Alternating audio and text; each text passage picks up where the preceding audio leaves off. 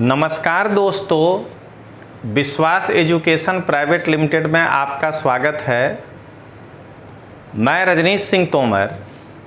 आज बुद्ध पूर्णिमा या बैसाख पूर्णिमा जो कहिए, उस दिन भगवान बुद्ध के जन्म, ज्ञान प्राप्ति और उनकी मृत्यु तीनों को एक ही दिन मिलने के कारण समाहित करके आज आपके सामने हम 3 मुद्दों को लेकर उपस्थित हुए हैं।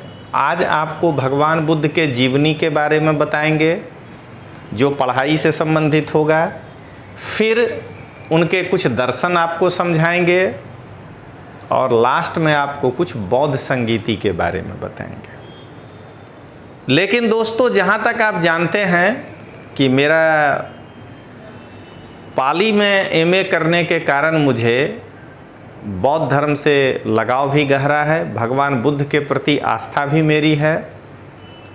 तो मैं शुरू करने के पहले थोड़ा सा बुद्धिस्ट स्टाइल में पहले ये भगवान बुद्ध को नमस्कार कर लूँ। नमो तस् भगवतो अरहतो सम्मा संबुद्धस्। उस भगवान अरहत सम्मा संबुद्ध को मेरा नमस्कार है। और उसके बाद एक बड़ा ही प्रचलित बौद्ध धर्म में श्लोक है जो आप सब लोग उसका मतलब जानते हैं, लेकिन उसका उच्चारण करना जरूरी है, फिर मैं आगे बढ़ूंगा। बुद्धं शरणं गच्छामि, धम्मं शरणं गच्छामि, संघं शरणं गच्छामि। नमो बुद्धाय। तो चलिए दोस्तों, अब शुरुआत करते हैं। सबसे पहले अतीत काल में कपिलवस्तु नामक एक नगर था जिसकी पहचान आज उत्तर प्रदेश के पिपरवा नामक जगह से की जाती है। वहाँ शाक्य कुल के प्रधान के रूप में राजा शुद्धोधन शासन कर रहे थे। उनकी पत्नी का नाम महामाया था, जो कोलीय वंश की राजकुमारी थी और देवदह की रहने वाली थी। एक दिन महामाया को स्वप्न में, ये उनके स्वप्न का दृश्य है, स्वप्न आया कि आसमान से एक हाथी उनके गर्भ में समा रहा है। जब यह बात महामाया ने शुद्धोधन के साथ अपना बात रखा, तो शुद्धोधन के राजा शुद्धोधन के खुशी का ठिकाना नहीं था, क्योंकि उस समय के हिसाब से सब लोगों को पहले यही लगता है कि बेटा होगा, तो उनको लगा पुत्र रत्न प्राप्त होगी, तो खुशी का ठिकाना नहीं था। जब 9 महीने बीत गए और 10वां महीना चल रहा था महामाया के गर्भ का, तो हम सब बिहार उत्तर प्रदेश के लोगों के मन में यही होती है कि पहला जो बच्चा है वो ननिहाल में होना चाहिए। तो संभवतः इसको ध्यान में रखते हुए महामाया को शुद्धोधन अंतिम महीने में कपिलवस्तु से देवदह के लिए भेजे। जब आप पाली ग्रंथ का अध्ययन करेंगे तो कहा जाता है कि कपिलवस्तु से लेकर के देवदह तक फूल की एक मोटी चादर बिछा दी गई थी। ताकि इनको इस रथ पर बैठने के बाद कहीं अगर उबड़ खाबड़ रोड आए तो तकलीफ कम हो।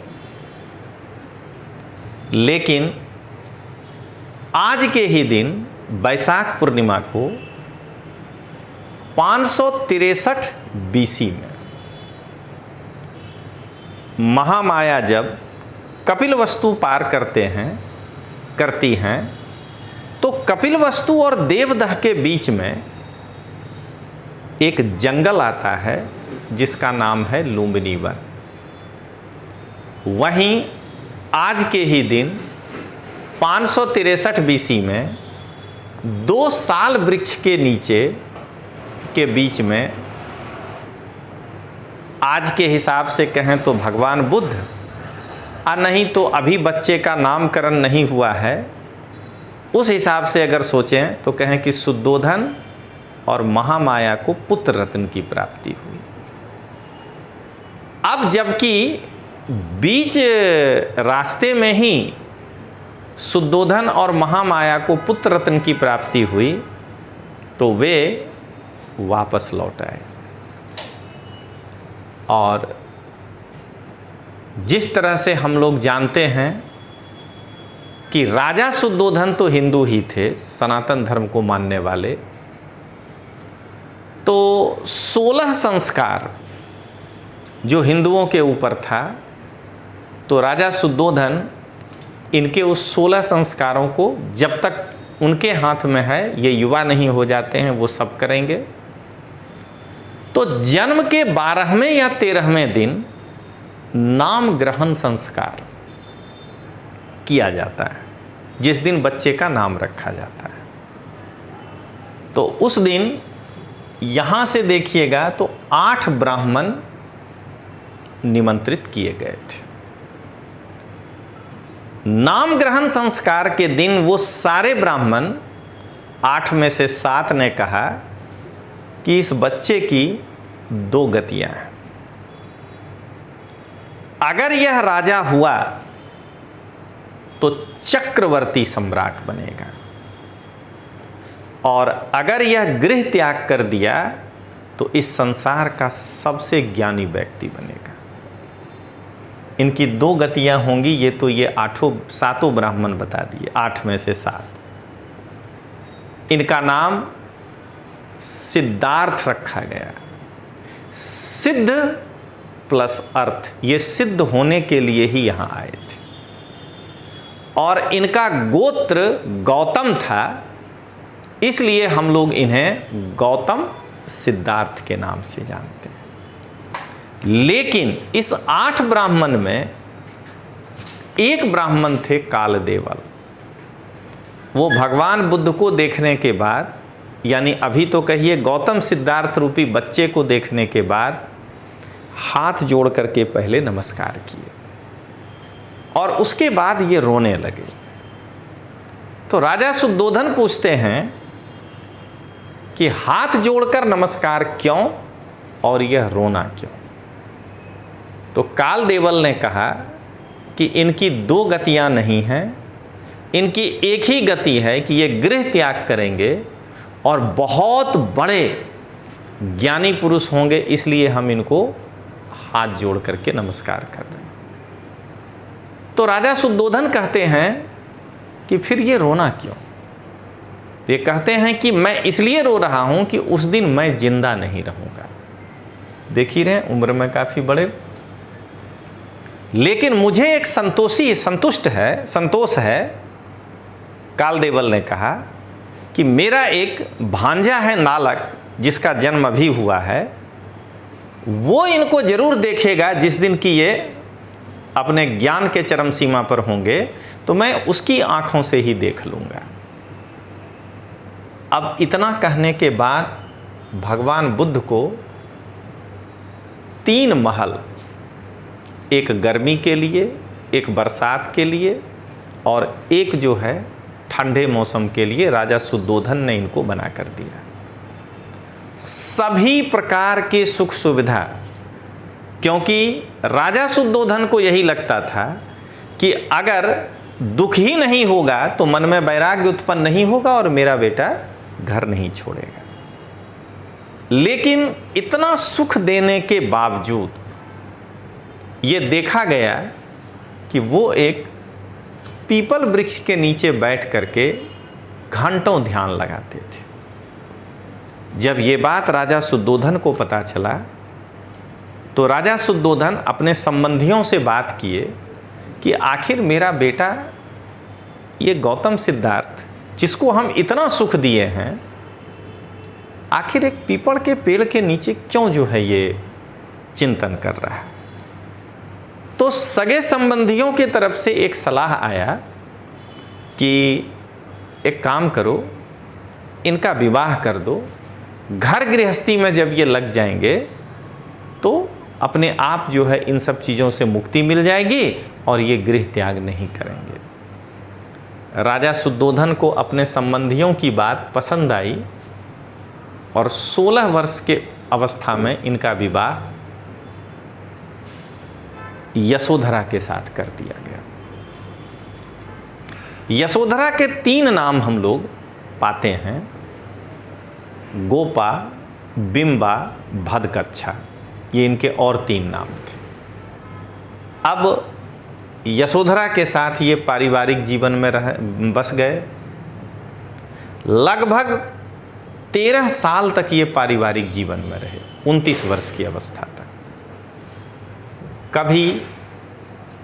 तभी एक दिन ये अपने सारथी छन्ना और अपने घोड़े कंथक के साथ रथ पर बैठकर एक दिन घूमने निकले। जैसे ही घूमने निकले, रास्ते में इनको एक बीमार आदमी दिखाई दिया जो दुखी था। तो भगवान बुद्ध या अभी कहिए गौतम सिद्धार्थ ने अपने सारथी छन्ना से पूछा कि यह व्यक्ति क्यों दुखी है। तो छन्ना ने कहा कि ये बीमार है, इसके कारण इसको शरीर में कष्ट हो रहा है, इसलिए ये दुखी है। भगवान तो गौतम सिद्धार्थ के मन में आया कि अच्छा, बीमारी दुख का कारण है। वहां से जब वो कुछ दूर आगे निकले तो उन्होंने देखा कि एक मृत व्यक्ति को कई सारे लोग लेकर जा रहे हैं और वो रो रहे थे। तो गौतम सिद्धार्थ ने फिर अपने सारथी छन्ना से पूछा कि ये क्यों दुखी है। तो सारथी ने कहा कि इनके प्रियजन की मृत्यु हो गई है और अपने प्रियों से वियोग के कारण ये जो है दुख का अनुभव कर रहे हैं। तो गौतम सिद्धार्थ के मन में आया कि अच्छा, मृत्यु दुख का कारण। थोड़ा दूर और आगे बढ़े तो देखे एक बूढ़ा इनके रथ के सामने से गुजरा जो ऐसे झुक चुका था। तो गौतम सिद्धार्थ ने अपने सारथी छन्ना से पूछा कि ये क्यों दुखी है, झुक क्यों गया। तो छन्ना ने कहा कि ये बीमार हो गया, इसकी हड्डियां कमज़ोर हो गई हैं, इसीलिए वो धीरे धीरे ऐसे झुक गया। तो गौतम सिद्धार्थ के मन में आया कि अच्छा, बुढ़ापा भी दुख का कारण है। अब थोड़े दूर आगे गए तो देखे कि एक सन्यासी एक पेड़ के नीचे प्रसन्न मुद्रा में तपस्या कर रहा है। गौतम सिद्धार्थ ने अपने सारथी छन्ना से पूछा कि ये क्यों खुश है। तो छन्ना ने कहा कि ये इसीलिए खुश है कि ये सांसारिक माया मोह से दूर हो चुका है। अचानक गौतम सिद्धार्थ के मन में आया कि अच्छा, इसका मतलब संन्यास जो है वही सुख का कारण है, बाकी बीमारी, मृत्यु, बुढ़ापा, ये सब तो दुख का कारण है। ये सोचकर गौतम सिद्धार्थ 29 वर्ष की अवस्था में गृह त्याग करने का मन बना लिए।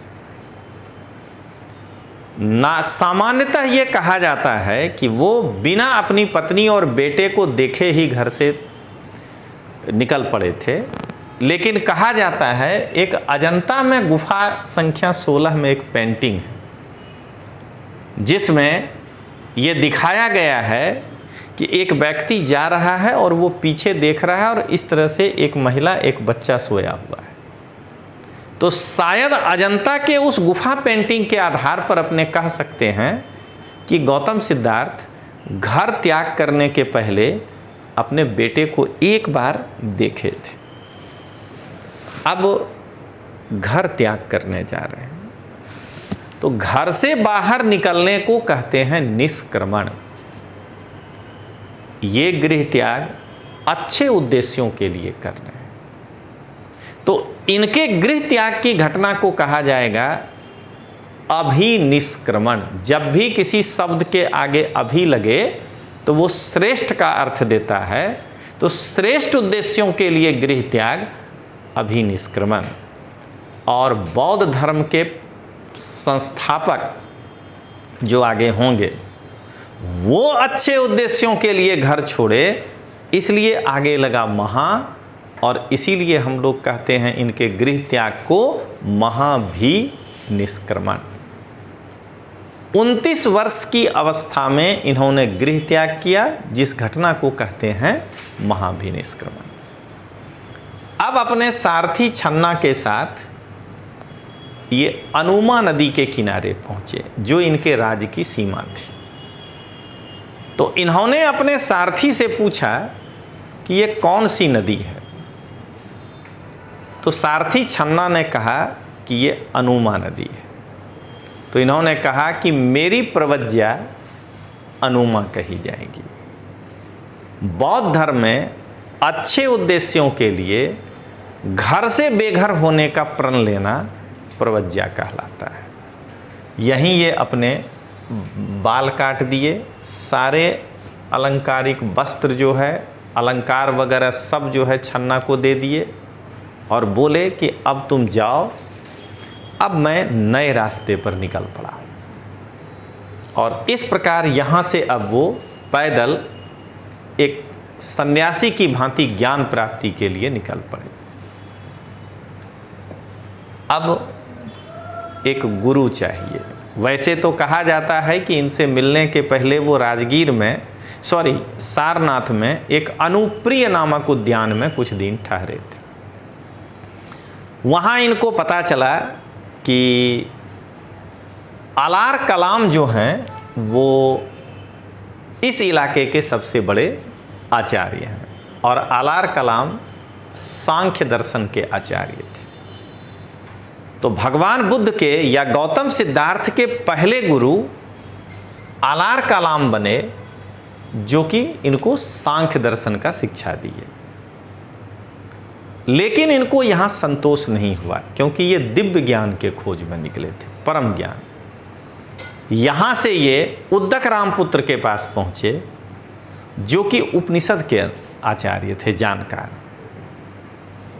उद्दक रामपुत्र से इन्होंने, जो इनके दूसरे गुरु थे, उपनिषद की शिक्षा ग्रहण की, लेकिन इनको वहाँ भी संतोष नहीं हुआ। वहाँ इन्हें 5 ब्राह्मण सन्यासी, जो इनका मित्र हुआ, वो मिला और उनके साथ ये राजगीर के लिए निकल पड़े। 1 2 3 4 5 राजगीर में जाकर के ये पांचों कहे कि अब स्वयं तपस्या करके ज्ञान प्राप्त करना है। गुरु से जितना ज्ञान लेना था ले लिए और ये कठिन तपस्या पर बैठ गए। आप इनके शरीर को देखिए, 15 दिन से बिना भोजन किए हुए ये जो हैं तपस्या में लीन थे। इस कारण से देखिए इनके शरीर की हड्डियां दिखाई देने लगी, इनके मांस शरीर के गल चुके थे। अचानक ये राजा के बेटे हैं ना, बेहोश होके गिर पड़े। इतने में उधर से नालंदा के सेनापति की बेटी सुजाता जा रही थी। पहले तो इनके मुंह पर पानी का छींटा मारी। जब इनको होश आया तो इनसे पूछी कि सन्यासी तुम क्यों बेहोश हो गए थे? तो भगवान बुद्ध कहे, अभी तो गौतम सिद्धार्थ, कि मैं कई दिन से खाना नहीं खाया हूँ, इसलिए शायद मुझे कमजोरी से मुरझा गया। तो सेनानी की बेटी अपने पिता के लिए जो खाना लेके जा रही थी उसमें से एक कटोरा खीर निकाल करके इनको कही कि आप ग्रहण कर लो। अब गौतम सिद्धार्थ ये खीर खा रहे हैं और इतने में उस पांचों ब्राह्मण सन्यासी का तपस्या का आंख खुला। तो वो क्या देख रहे हैं? सामाजिक स्थिति समझिएगा कि एक अनजान महिला के हाथ से ये खीर ग्रहण की। ये उस दिन की घटना है, लेकिन उनको क्या लगेगा कि ये 15 दिन से खीर खा रहे हैं, और इसलिए ये पांचों ब्राह्मण सन्यासी इनको छोड़कर चले गए। अब ये अकेले ही ज्ञान पाने का मन बनाए और ये पहले पहुंचते हैं, अब उर्वेला बोलते हैं पाली साहित्य में, बोध गया। और वहाँ से एक क्षोत्रिय नाम करके घसियारा घास काट के जा रहा था, उसको कहे कि थोड़ा सा घास हमको दो और हम अब तपस्या पे बैठना चाहते हैं। तो वो क्षोत्रिय नामक घसियारा इनको जो है घास दिया, जिसके ऊपर बैठ करके वो तपस्या में लीन हो गए। अब इनका उम्र हो चुका है 35 वर्ष के आसपास। तपस्या में जब ये लीन हुए तो कहा जाता है, क्योंकि ये बौद्ध धर्म की स्थापना करेंगे, तो इंद्र का आसन डोलने लगा। और पाली किताब में कहता है मार, कामदेव इनको लोभ देना चाह रहा है, डराना चाह रहा है कि ये जो है तपस्या से हट जाए।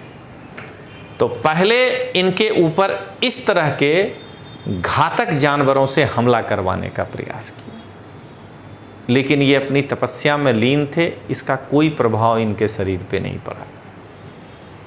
उसके बाद जो है विभिन्न प्रकार से इनको डराने का प्रयास किए, कि जैसे इनको लोभ लालच दिए कि तुम्हारे पिता को देवदत्त जो तुम्हारा सौतेला भाई है गिरफ्तार कर लिया है, झूठ झूठ। तुम्हारी पत्नी को जो है वो ज़बरदस्ती शादी कर लिया है अपने साथ, लेकिन ये तो माया मोह से निकलना चाह रहे थे, वो माया मोह इनके ऊपर था, फिर भी इनके ऊपर कोई प्रभाव नहीं पड़ा। देखिए तरह तरह से अग्नि की वर्षा, पत्थर की वर्षा, सब इनके ऊपर किया, लेकिन इनके ऊपर कोई प्रभाव नहीं पड़ा। अंत में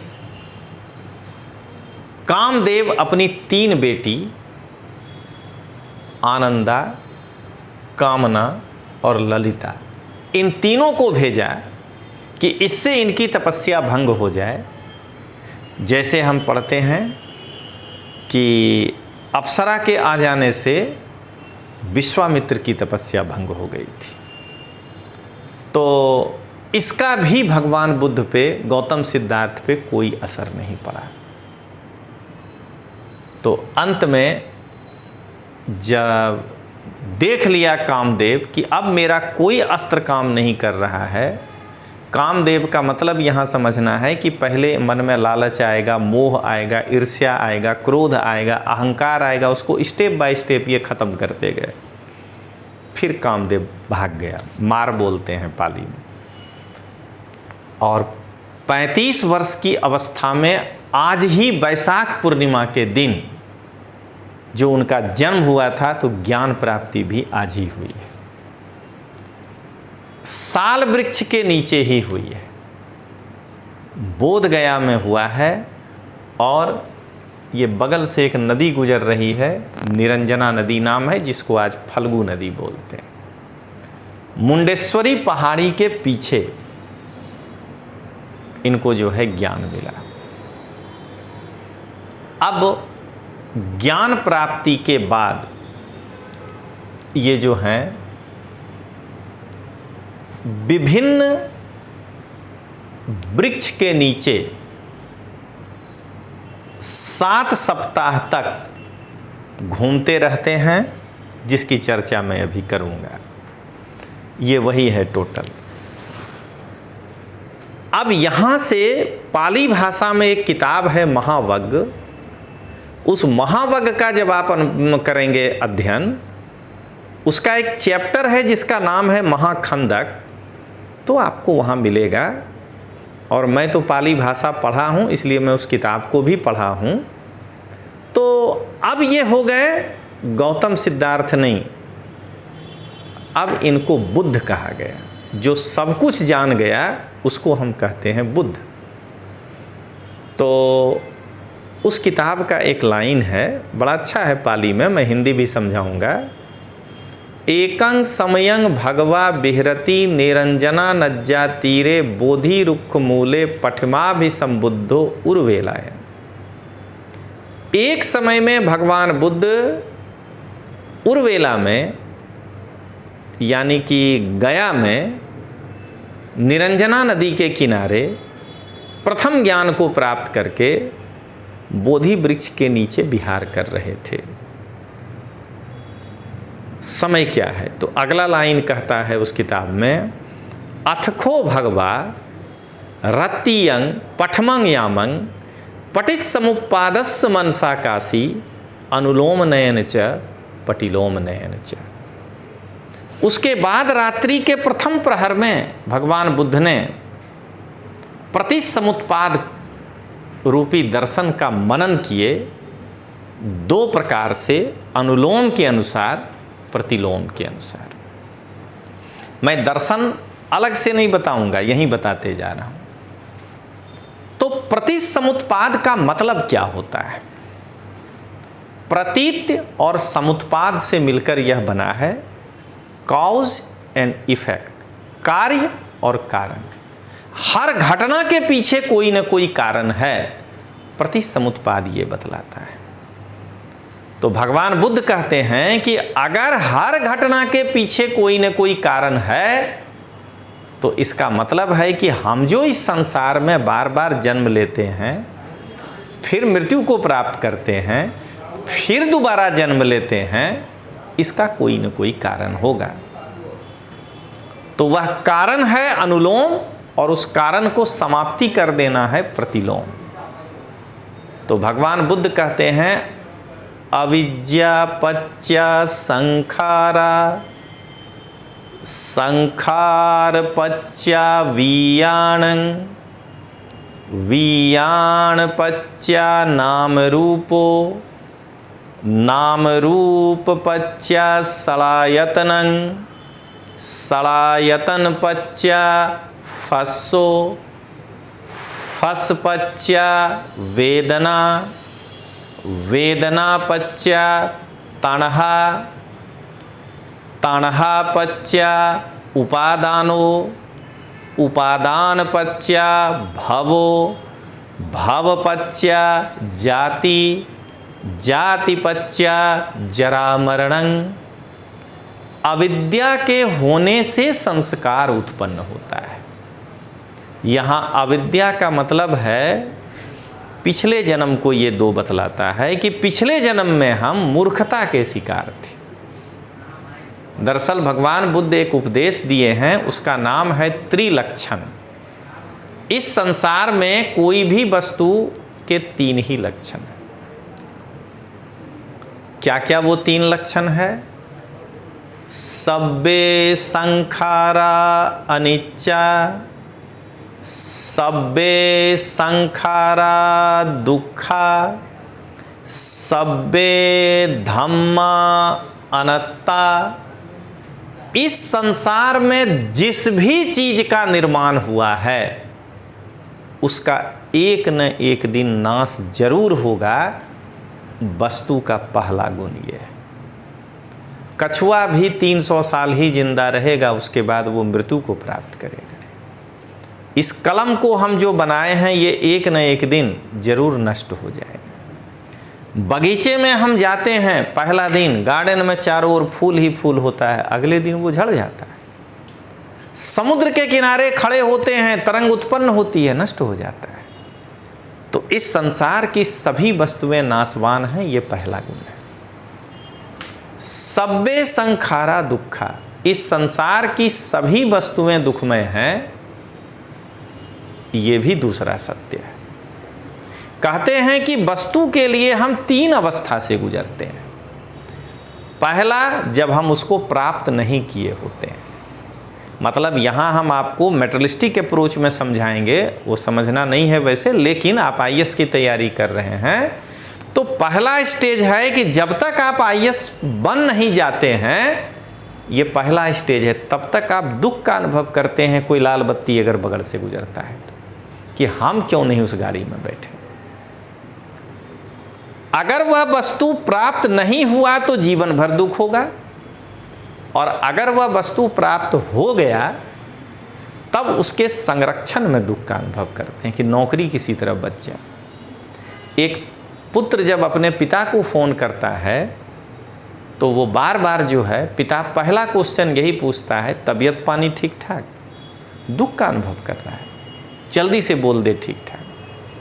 और जब 60 वर्ष की अवस्था में रिटायर होंगे आप, तो उस दिन पूरा ऑफिस खुश होगा, फूल माला आपको पहनाएगा, आप अकेले दुखी होंगे, वस्तु नष्ट हुआ उसके कारण आप जो है।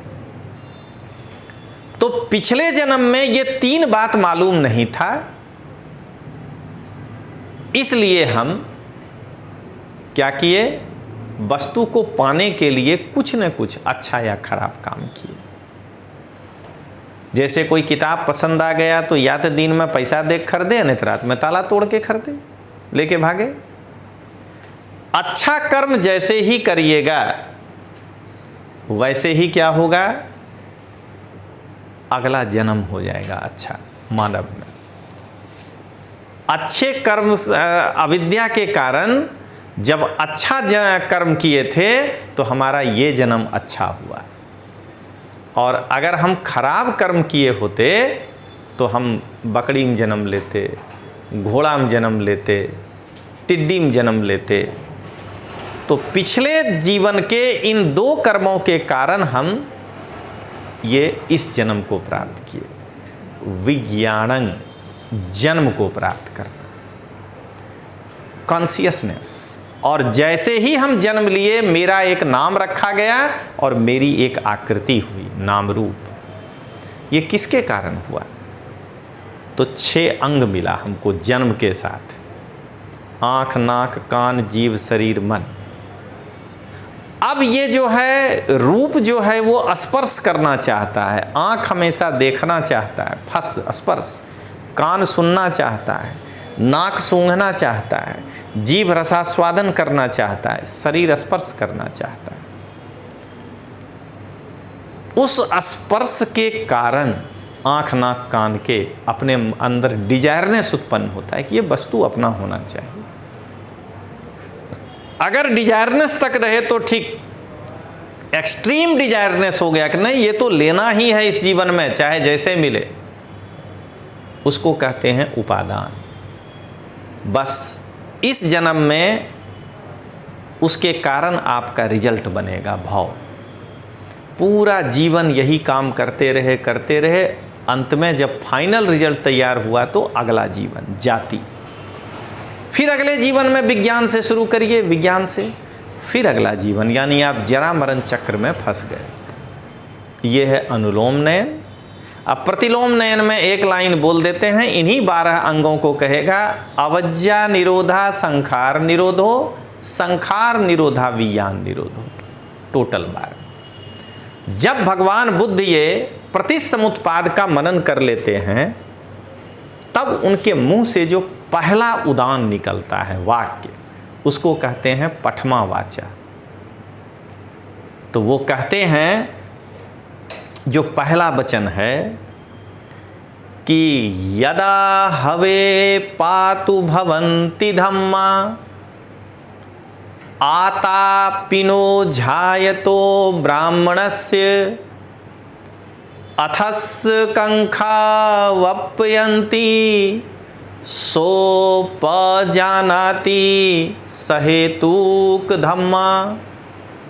मतलब जब किसी ज्ञानी ध्यानी ब्राह्मण को, यहाँ ब्राह्मण मतलब व्यक्ति जन्म से नहीं कर्म से, सच्चे धर्म की जानकारी मिल जाती है तो वह मेरे प्रतिसमुत्पाद को सही से जान लेता है। इसीलिए कहा जाता है कि यो पटिसमुत्पादस्य जानाति, जो प्रतिसमुत्पाद को जानता है सो धम्मं जानाति, वह धर्म को जान लेता है।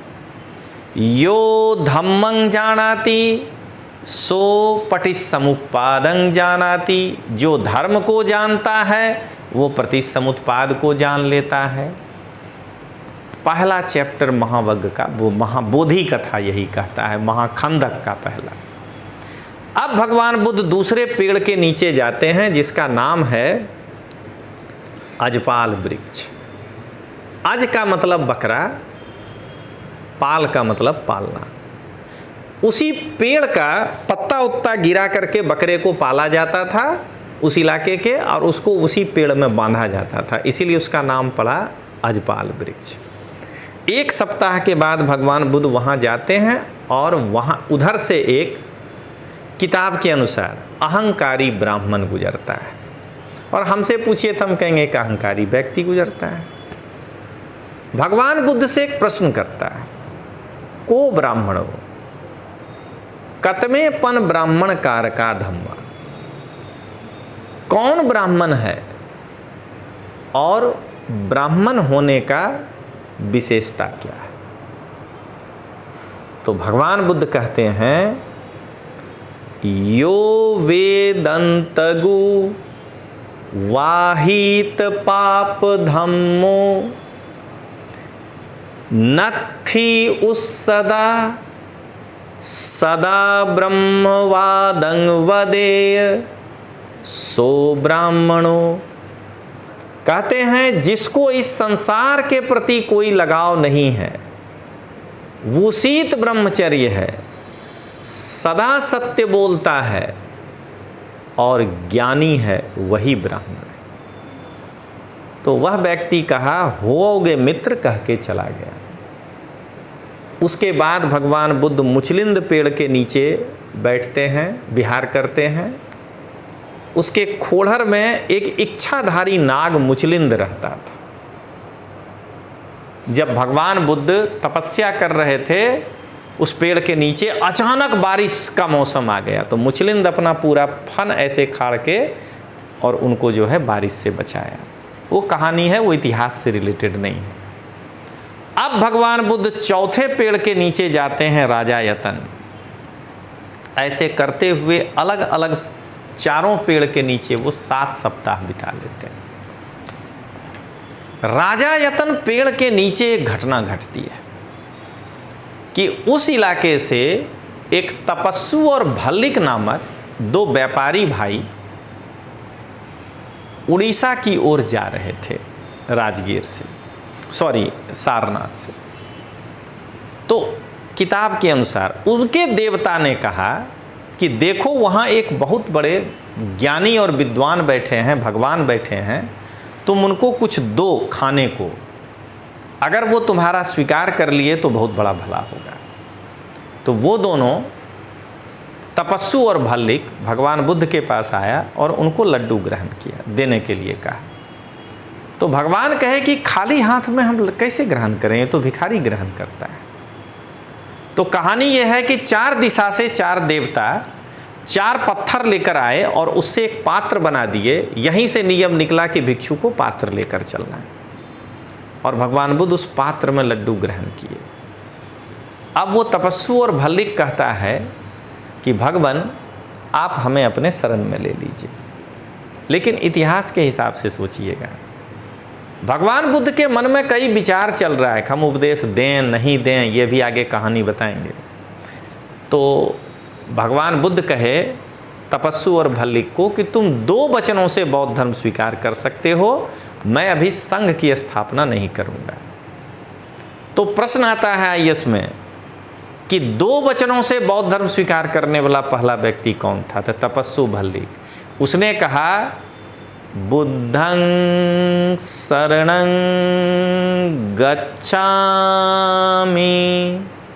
धम्मं शरणं गच्छामि, यानी संघम शरणम गच्छामि वो नहीं कहा।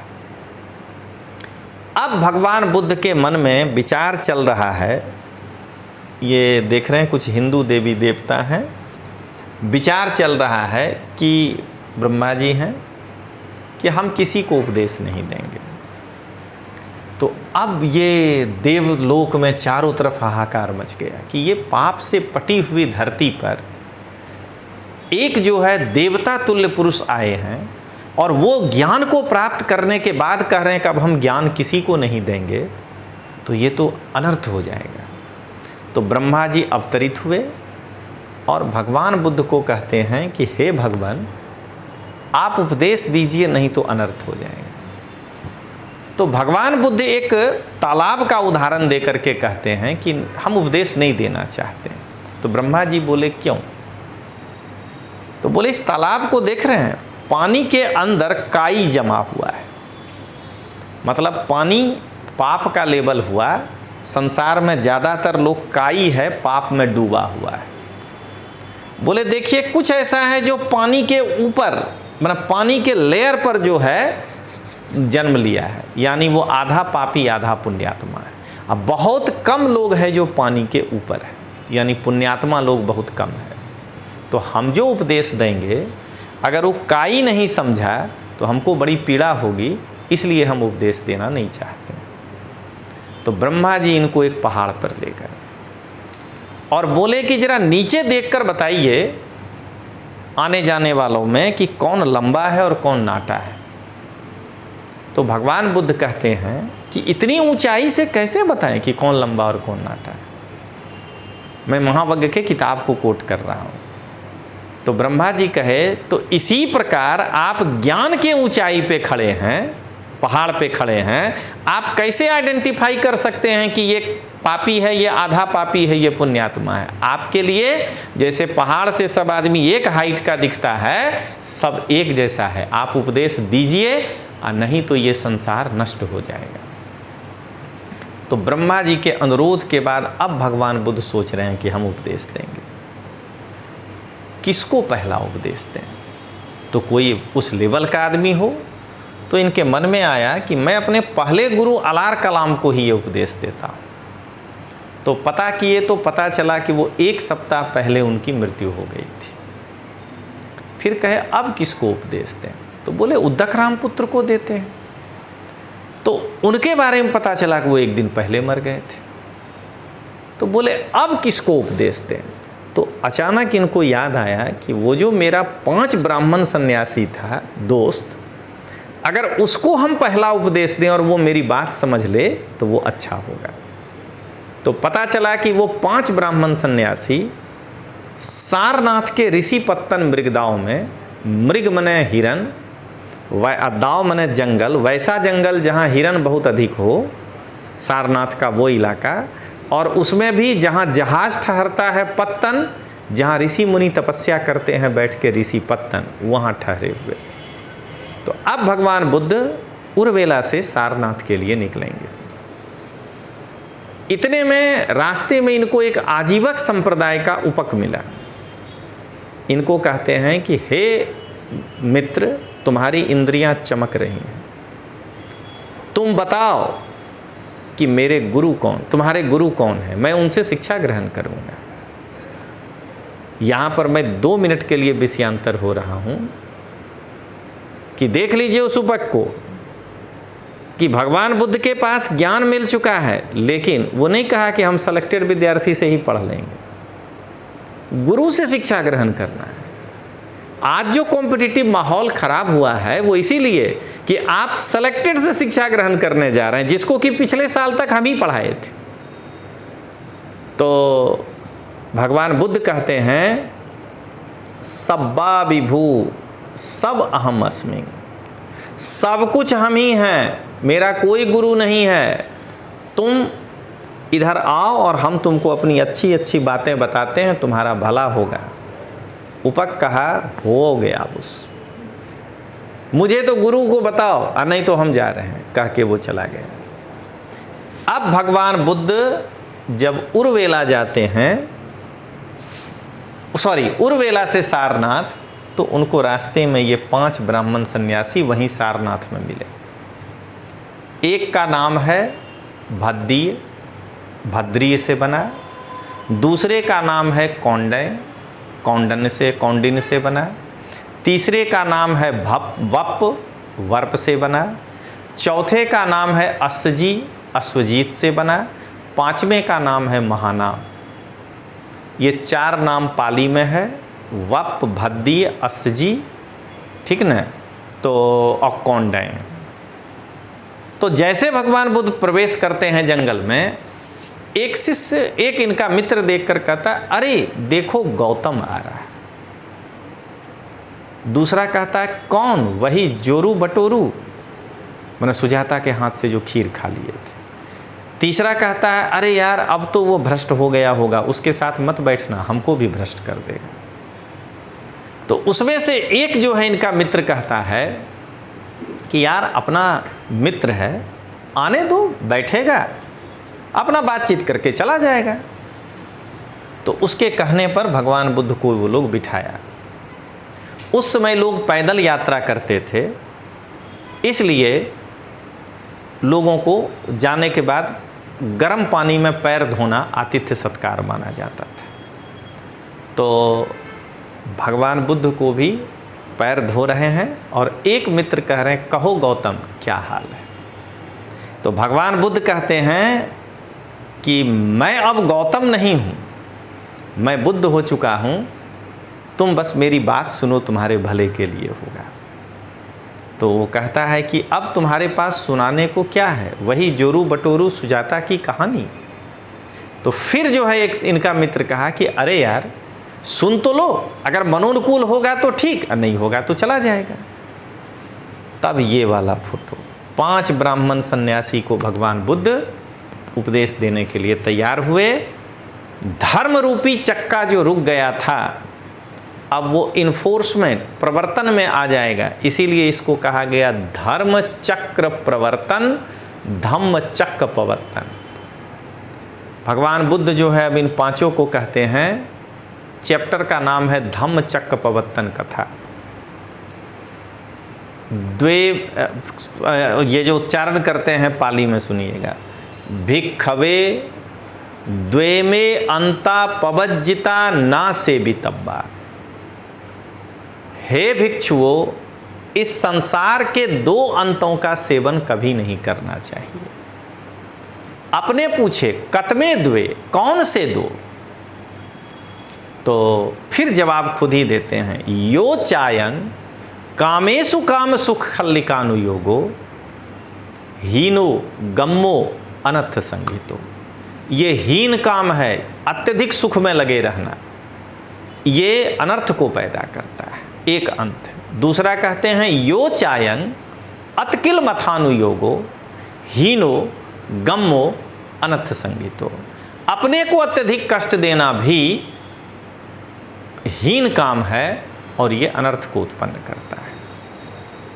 अब भगवान बुद्ध कहते हैं, एते में उभे उभो अनूपगम तथागता अभिसंबुद्धा। इन दोनों के बीच में जाकर तथागत ने एक मार्ग खोजा है। साएव मध्यमा पटिपदा, यही मध्यम मार्ग है, यही आर्याष्टांगिक मार्ग है, और ये बौद्ध धर्म के चतुर्थ 4 आर्य सत्य का चौथा आर्य सत्य। अब मैं आपको बताता हूं कि भगवान बुद्ध 4 आर्य सत्य में क्या बोले हैं। फिलॉसफी एक सत्य दिए हैं जो 4 भागों में है, इसीलिए उसको कहा 4 आर्य सत्य।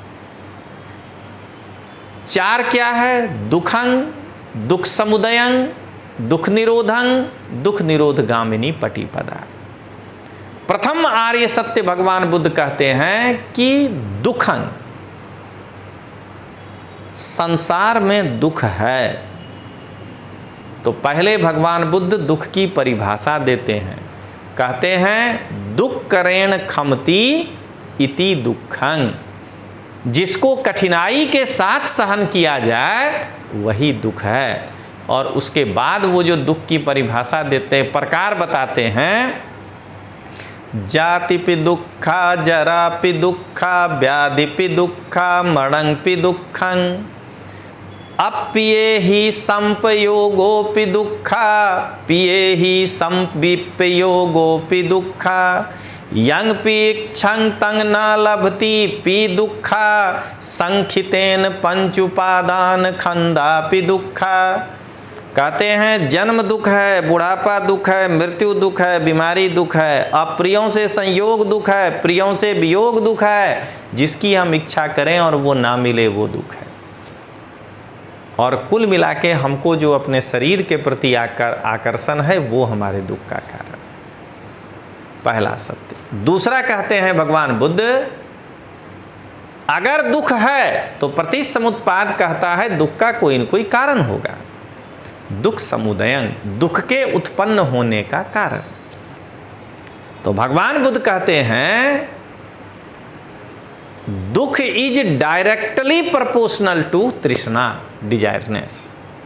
वहां वो ऐसे समझाए हैं, सहस्संग पी पियंग दुखंग पी सहस्संग, सतंग पी पियंग दुखंग पी सतंग, एकंग पी पियंग दुखंग पी एकंग, नत्थी पी पियंग दुखंग पी नत्थी।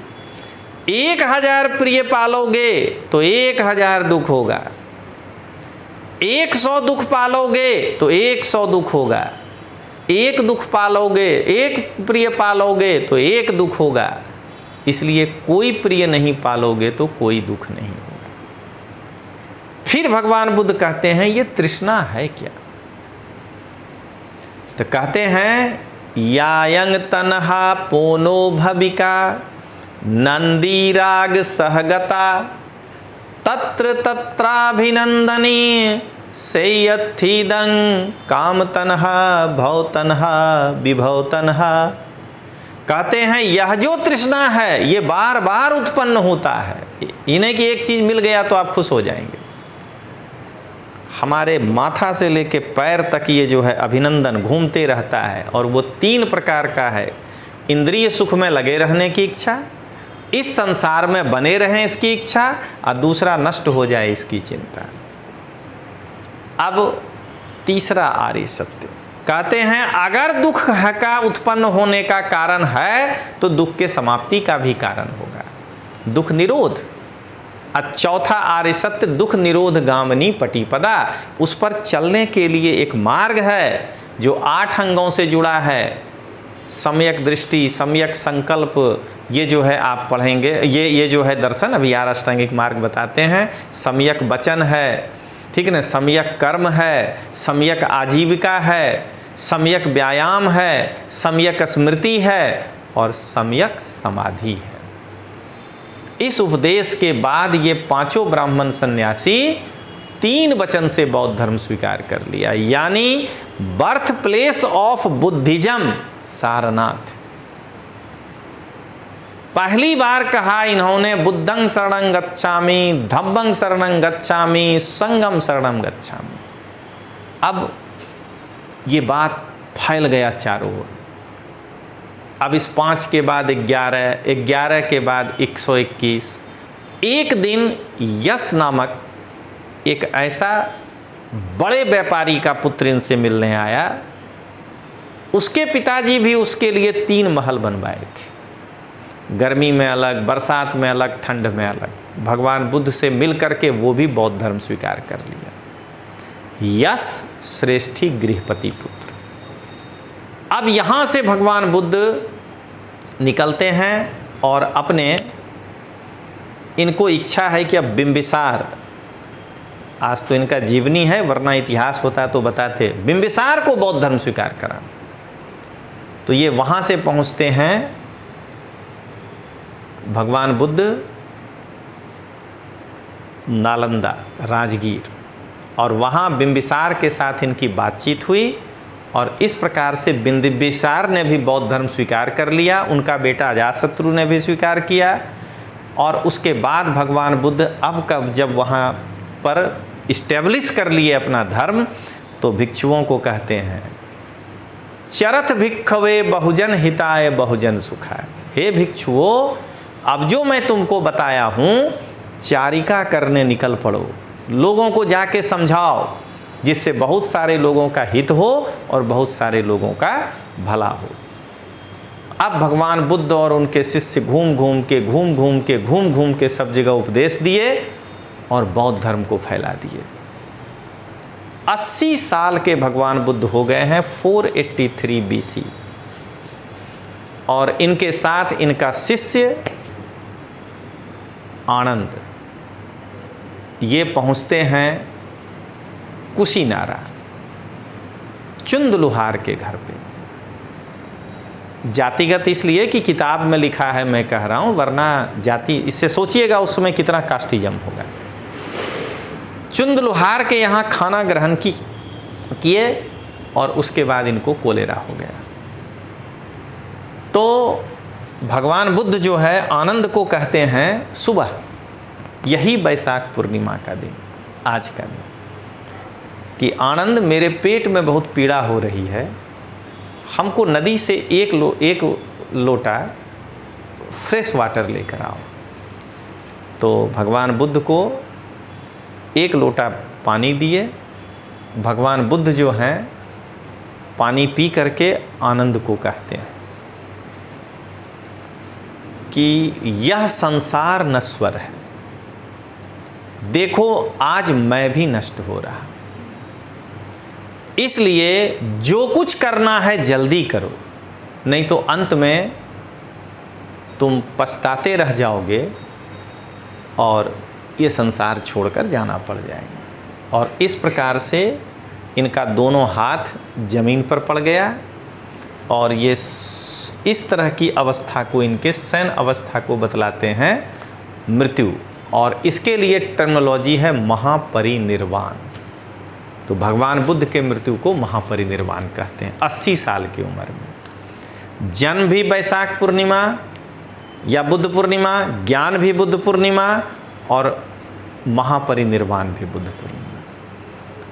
अब भगवान बुद्ध को शायद अंदेशा हो गया होगा, ऐसा लगता है, इसीलिए वो अपने सारे भिक्षुओं को कहे थे कि इस वर्षावास में हम सब सारनाथ में जाकर के रुकेंगे और वहाँ हम तुमको अंतिम उपदेश देंगे।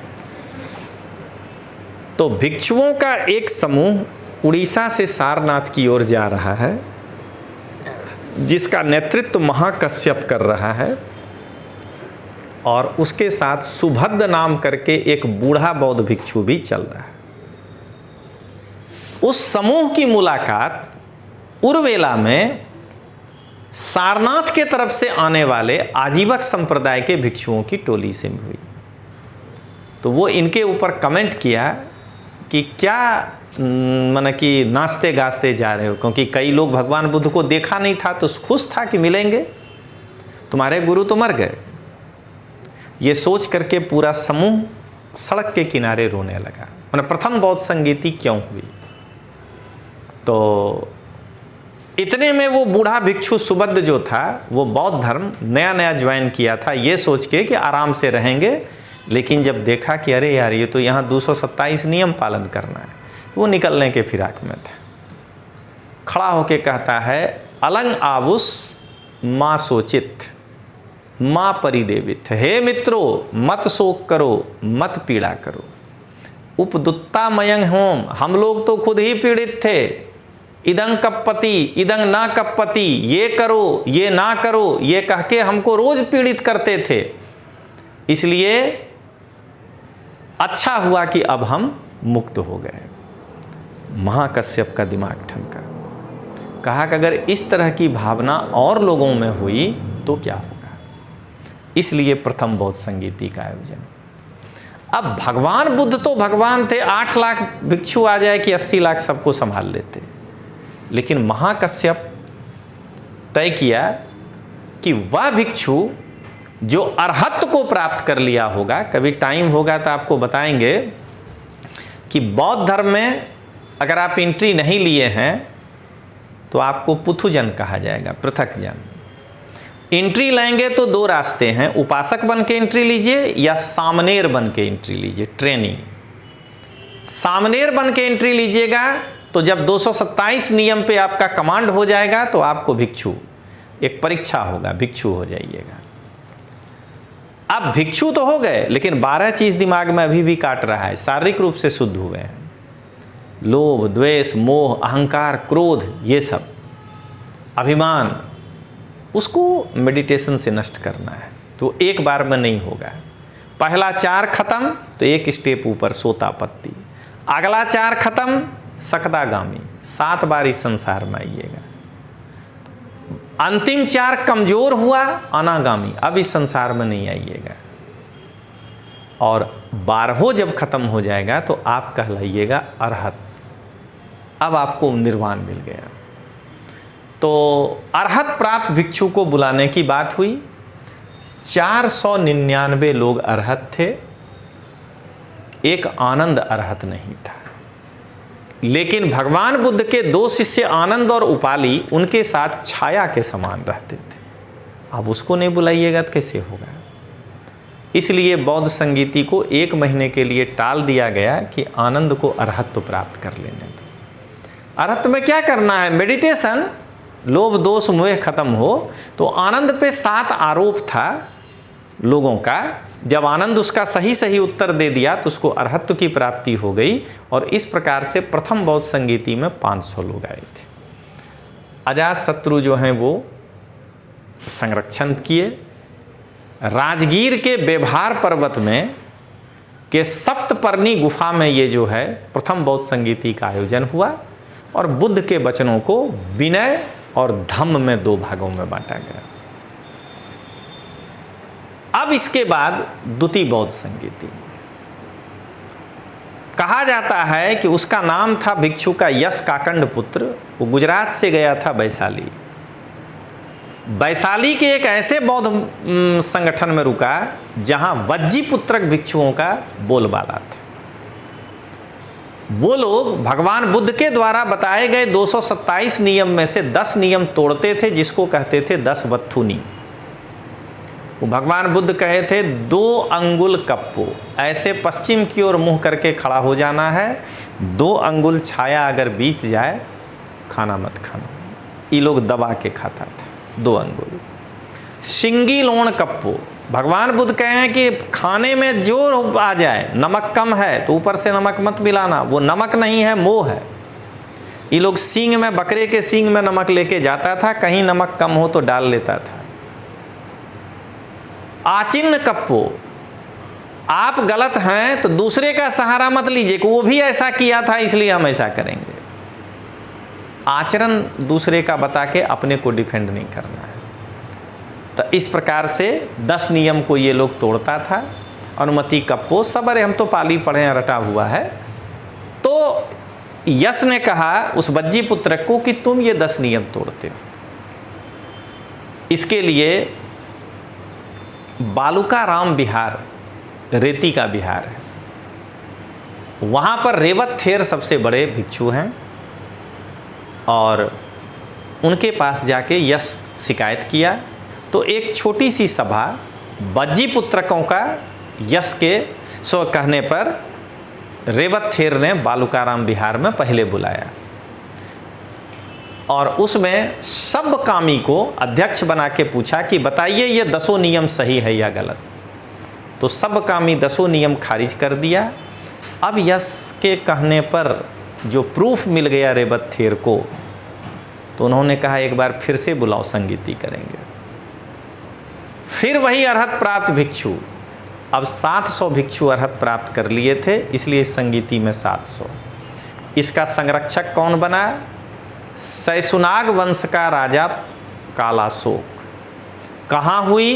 वैशाली के बालुकाराम विहार में। यहाँ पर वज्जी पुत्रक भिक्षु जो है वो बहिष्कार कर दिया था और यहीं से बौद्ध धर्म थेरवाद और महासांघिकों में बट गया 2 भाग में। अब आइए तृतीय बौद्ध संगीति।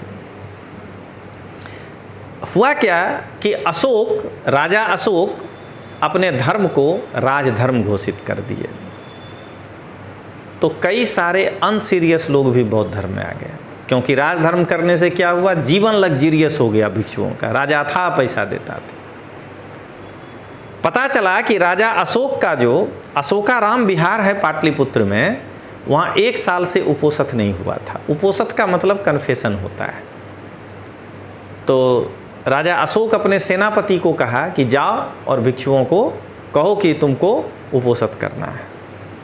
जब वो पहुंचा तो उपोषित के बारे में कहा जाता है ज़बरदस्ती नहीं करवाना है। तो जो ओरिजिनल भिक्षु था वो विरोध कर दिया कि ज़बरदस्ती राजा हमसे करवाएगा। इसको लेकर के संघाराम में, अशोकाराम विहार में थोड़ी हिंसा हो गई। तब अशोक को जब ये पता चला तो उस एरिया का सबसे बड़ा बौद्ध भिक्षु मोगलीपुत्र तिस्स, तो राजा अशोक ने मोगलीपुत्र तिस्स को कहा कि एक संगीति फिर बुलाई जाए, और इस प्रकार से तीसरे संगीति में अर्हत प्राप्त भिक्षु 1000 थे, इसलिए इसको सहस्र शतिका कहते हैं। और अशोक संरक्षण दिया। पाटलिपुत्र के अशोकाराम विहार में ये संगीति हुई।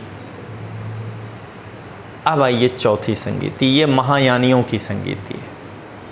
कनिष्क संरक्षण दिया था। कश्मीर के कुंडल वन में ये संगीति का आयोजन हुआ था। तो इस प्रकार से आज आपको भगवान बुद्ध के जीवनी, उपदेश और उनके क्या कहते हैं चारों संगीति के बारे में बताए। लेकिन ख़त्म करने के पहले इतना बेहतरीन एक उपदेश है भगवान बुद्ध का, जो धम्मपद के यमक वग्ग में कहे हैं, पहला श्लोक है, उस सुना के जाते हैं। भगवान बुद्ध कहते हैं, मनोपुब्बंगमा धम्मा मनोसेठा मनोमया मनसा चे पदुत्थेन भासति वा करोति वा ततो नंग दुखमन्वेति चक्को वा बहतो पदंग। कहते हैं इस संसार में सबसे तेज चलने वाला अगर कोई अंग है तो वो है मन। इस संसार का सबसे बेहतरीन अगर कोई अंग है तो मन, क्योंकि सब कुछ पहले हमारे मन में उत्पन्न होता है। इसलिए अगर कोई दुष्ट मन से कुछ बोलता है या करता है तो उसको दुख वैसे ही पीछा करता है जैसे ऊंट गाड़ी का में ऊंट के पैर का पीछा चक्का करता है। तो भगवान बुद्ध के इन्हीं श्लोकों के साथ हम जो है अपना व्याख्यान बंद करते हैं। एक और श्लोक मेरे दिमाग में आ गया, संस्कृत और पाली दोनों में कॉमन है। अभिवादनशीलस्य नित्यं विधापशाविनी चत्तारि तस्य वर्धन्ते आयु विद्या यशो बलं। किसी को अभिवादन करने से 4 चीज़ की वृद्धि होती है। वो कहेगा शतायु हो तो उम्र बढ़ेगा, दूसरे जगह जाके आपका बड़ाई करेगा तो आपकी ख्याति फैलेगी, यश फैलेगा, और वह व्यक्ति आपका समर्थक हो जाएगा तो आपको बल मिलेगा। तो चलिए दोस्तों, इसी के साथ नमो बुद्धाय। फिर अगली बार कोई इस तरह का कहानी लेकर आएंगे। तब तक के लिए जय हिंद, जय भारत।